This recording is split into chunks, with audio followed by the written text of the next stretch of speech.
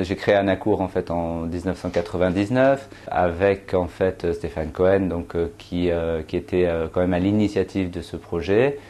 La société en fait a été créée dans le domaine du soutien scolaire tout simplement parce que étant étudiant en fait Stéphane Cohen donnait beaucoup de cours particuliers à domicile, ce qui fait que ça lui a donné envie de créer cette entreprise, puisqu'en fait il y avait vraiment beaucoup de demandes.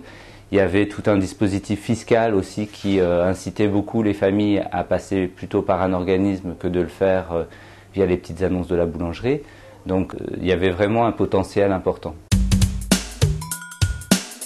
Oui, le monde de la franchise est clairement moins risqué que le monde de l'entreprise en fait au sens indépendant.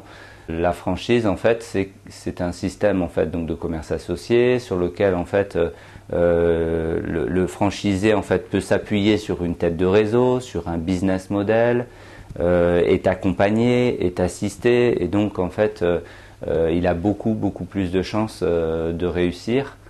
Et puis il peut même aussi bénéficier d'une certaine notoriété de par l'enseigne. Donc c'est clairement un système qui se développe bien. D'ailleurs, même en période de crise, la franchise, le système de l'entrepreneuriat en franchise continue de se développer d'une manière assez fulgurante.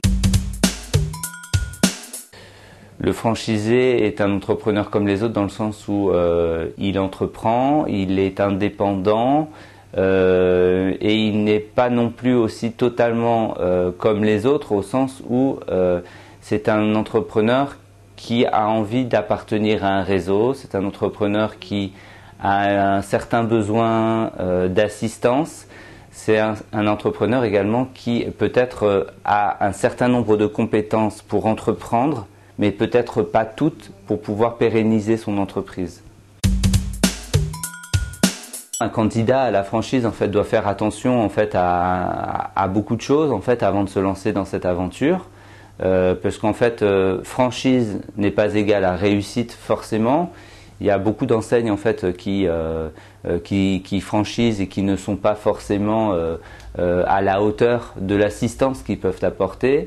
Donc vérifier qu'il y ait des points de vente qui soient rentables déjà avant de se lancer en franchise, que le franchiseur ait pu valider des points de vente rentables, que le franchiseur ait aussi un bilan comptable satisfaisant.